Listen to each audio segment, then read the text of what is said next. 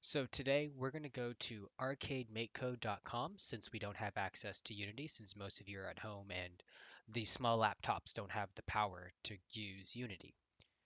We're going to make a new project and we're just going to call it Simple Dodge. Actually, last name underscore first name underscore Simple Dodge. Please don't write the words last name, first name. Use your actual last name and your actual first name. You're going to press create and you'll see this screen here. Easy enough. Let's go ahead and create our sprites. First, let's create our player. So again, sprites, and you just drag and drop. And I'm going to call this sprite my player. Now you can draw your own sprite, but since I'm lazy, I'm going to choose my favorite sprite and my favorite food in the world, the pizza. Now that I have my sprite that's a player, let's tell the game I want to be able to control the player with this, or our arrow keys. So I'm going to go to controller, then I'm going to say move my player with buttons. So let's double check this works. Let it load. And it works. Now I'm going to go to my sprites and I'm going to set the position of my player. I want my player to be positioned down here.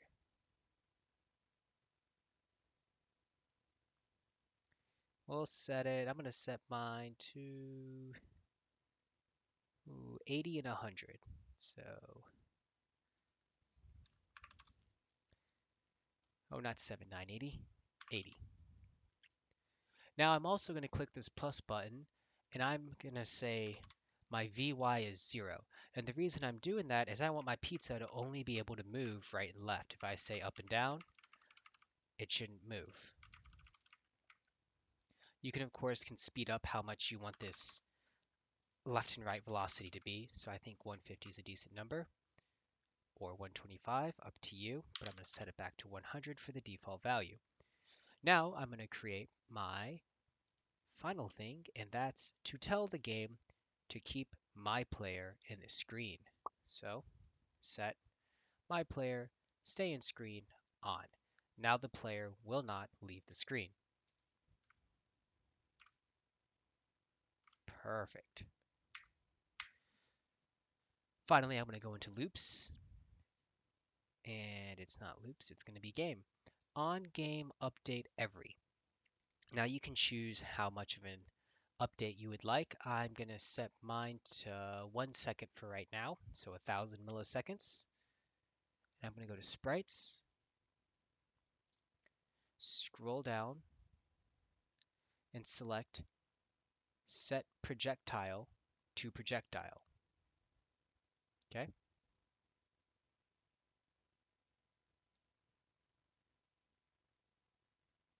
Oh, not that one. The one that we need is set sprite to projectile from sprite with x, vy. So this one. And we're just going to leave it called projectile. You can draw your own projectile if you'd like, but for now I'm just going to use something simple, and I'm going to we'll use this asteroid. Easy enough. Now it's giving me an error because we don't have a my sprite. So inside of on start, we're going to go to sprites, set my sprite. Let me move some things around so you can see, and I'm going to call it spawn location. And I'm going to keep this empty, and this will be of kind, and I'm going to create a new kind and call this new kind spawn.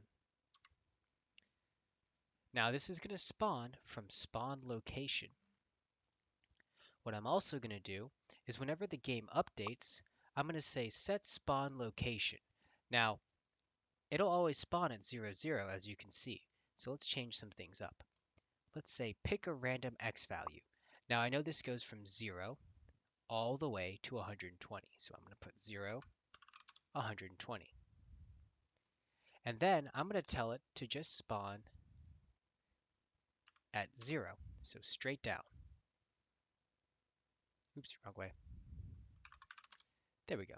From the VY, so 50. So it's going to be going straight down now. And notice how it's spawning in random locations. That's exactly what we want to happen.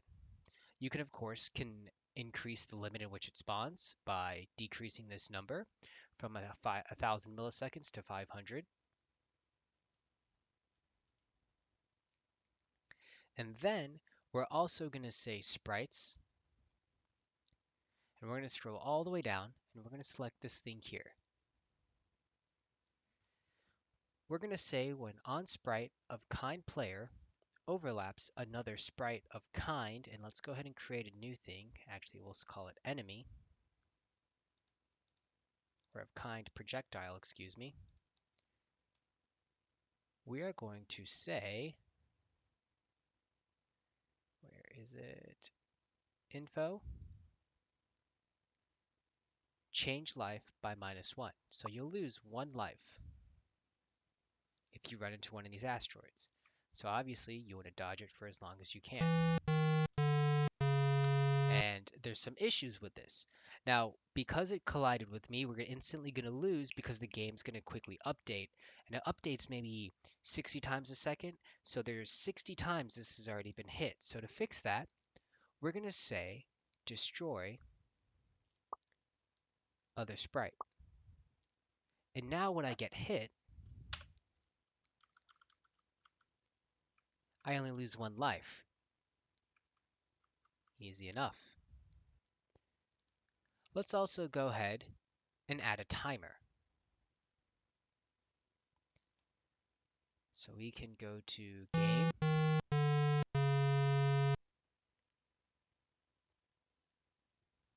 And we can select, oh, I don't think this one has a timer. There we go. We can start a countdown. And we can have the player survive for some amount of time. So we can say, you need to survive for 60 seconds. Good luck. So the player is going to have to dodge for 60 seconds, which isn't too difficult, but because I have a giant pizza, it is going to be that much more difficult.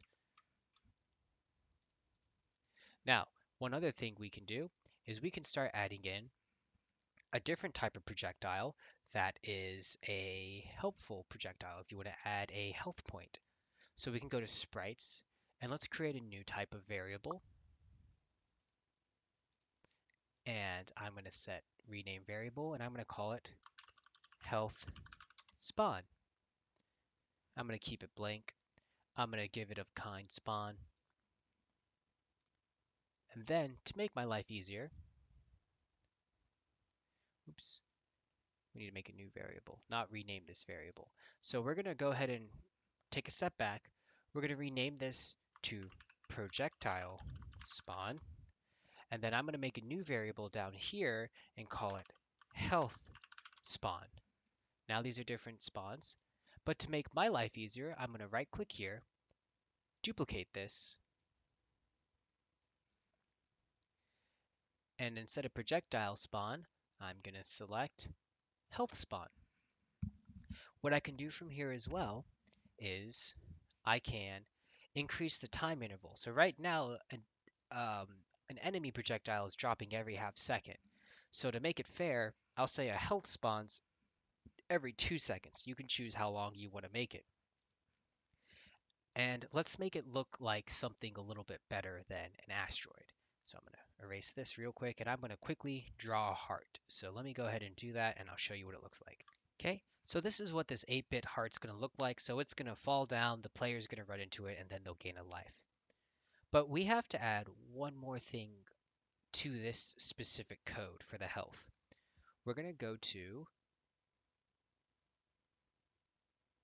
set sprite of kind, and I know it's in here. Here it is. So set sprite kind to something. So we're going to say, instead of calling this projectile, we're going to call this, we're going to make a new variable, and we're going to call it health. And we're going to say set health to kind add health. Okay, so again, let's make our life easier. Well, just to make sure we got it, let's not make our life easier. Let's scroll all the way down. We'll grab this. we're going to say when on sprite of kind player overlaps other sprite of kind, add health, because that's this one right here. We are going to say, first let's destroy it. That way we don't gain too much health. We'll say that. And then on top of that, let's go ahead and go to info and select change life by 1 instead of -1. So now we're not losing points. Let's also add a little extra. So right now, there's not much going on when we hit something. So let's go to scene, scroll all the way down and select camera shake. I'm going to say camera shake for 100 milliseconds by 4 pixels whenever I run into a projectile.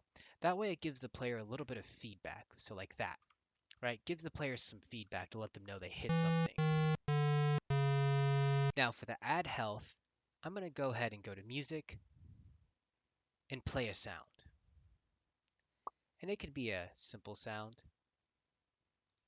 I'm going to just choose the ba-ding sound is what it's called. Now when I run into something, it makes that very prominent noise everybody knows. Okay? And then let's also go into scene and let's select, where did it go? We're going to add some effects to the screen. Start screen.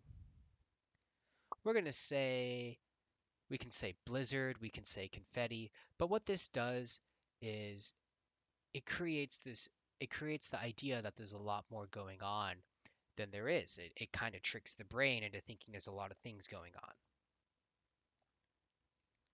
So I'm going to go ahead and I'll make this last for 5 seconds, or you can make it last for however long you want. I'm going to put 6,000 milliseconds, 60,000 milliseconds. That way it lasts for a minute and it matches up with my timer. But now it looks like there's more to this going on than just simply moving back and forth. Okay, and you can of course choose a different one if you'd like. You can choose bubbles. Maybe bubbles works better for you. Maybe Starfield or Clouds works better for you. Maybe Starfield works better for you. I don't know which one you want to choose, but go ahead and choose one on your own.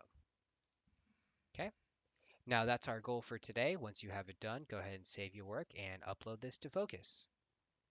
And to save it, you press the